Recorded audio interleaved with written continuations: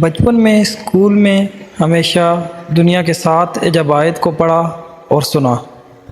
وقت گزرنے کے ساتھ دنیا نے اور بہت سے عجائب کو ان میں شامل کر لیا۔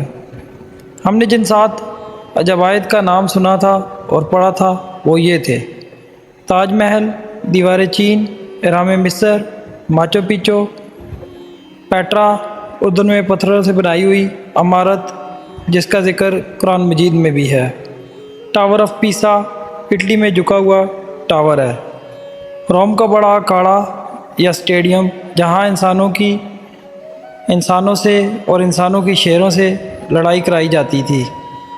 اب شرح کراکرم کو بھی 8واں عجوبہ مانا جاتا ہے۔ میں ان تمام عجائب کے بارے میں نہیں، صرف اہرام مصر کے بارے میں چند نہایت مفید اور اہم معلومات آپ کی خدمت میں پیش کرنا چاہتا ہوں۔ دنیا کے ان 7 مشہور اور قدیم عجائب میں اہرام مصر ایک اہم اور قدیم ترین عجوبہ ہے جو ہزاروں سال گزر جانے کے بعد بھی آج تک تقریباً صحیح سلامت موجود ہے۔ ان اہراموں کی تعمیر اور ان میں استعمال کیے گئے سامان، پیمائش کی درستی، ان عمارتوں کی عظمت اور کاریگری اور اس سے متعلق دوسرے رازوں نے سائنسدانوں اور ماہرین کو حیران کر کے رکھا ہے جو صدیوں سے ان پر غور و فکر کر رہے ہیں۔ شاید پوری دنیا میں اس قدر پر اسرار اور تعجب خیز کوئی عمارت نہ ہوگی جو ایک ویران میدان میں کھڑی پوری دنیا کے سائنسدانوں اور اہل علم کو اپنے وجود سے حیرت زدہ کر رہی ہو۔ اہرام مصر کی تعمیر میں اس قدر سائنسی راز پوشیدہ ہیں کہ میں نے چاہا کہ آپ کو ان سے آگاہ کروں۔ آپ سن کر یقین نہیں کریں گے مگر یہ حقیقت پر مبنی حقائق ہیں۔ جو پتھر اہرام کی تعمیر میں لگائے گئے ہیں ان کا وزن 2 سے 15 ٹن تک ہے۔ اہرام میں تقریباً 30 لاکھ پتھر لگائے گئے ہیں۔ فرعون کے کمرے کی چھت پر جو پتھر لگا ہے اس کا وزن 70 ٹن سے یعنی 70,000 کلو گرام، اور آج تک کوئی یہ حل پیش نہیں کر سکا کہ کس طرح بنانے والوں نے اتنا بڑا اور وزنی پتھر چھت پر لگایا۔ اہرام کی بلندی 149.4 میٹر ہے اور آپ کو تعجب ہوگا کہ زمین اور سورج کے درمیان 149.4 ملین کلومیٹر کا فاصلہ ہی ہے۔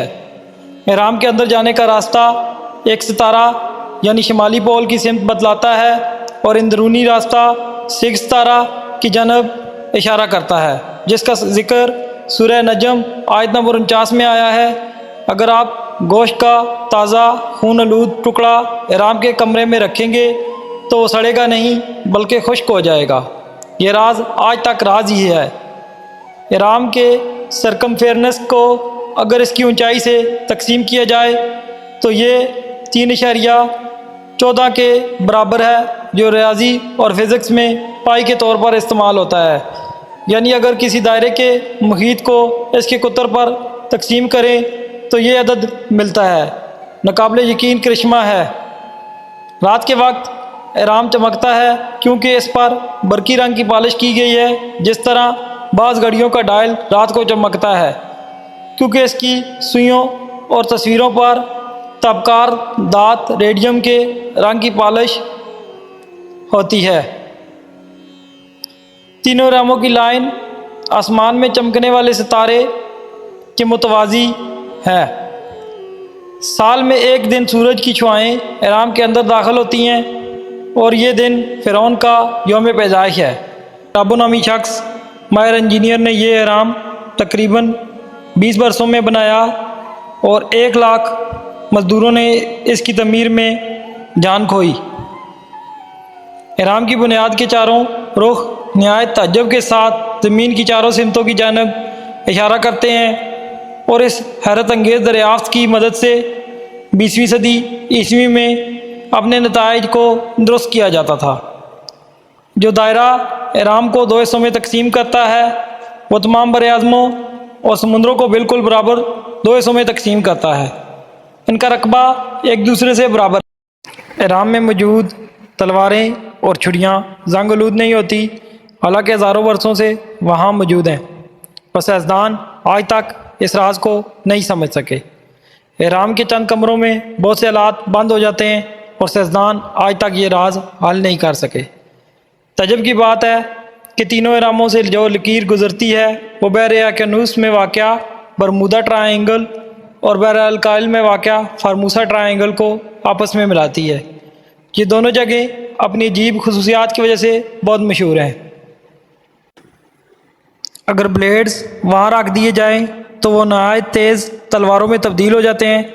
سائنسدان یہ راز بھی حل نہیں کر سکے۔ سائنسدان کہتے ہیں جو باتیں آج تک پرانی چیزوں اور رازوں سے ملی ہیں وہ سمندر میں قطرے کے برابر ہیں۔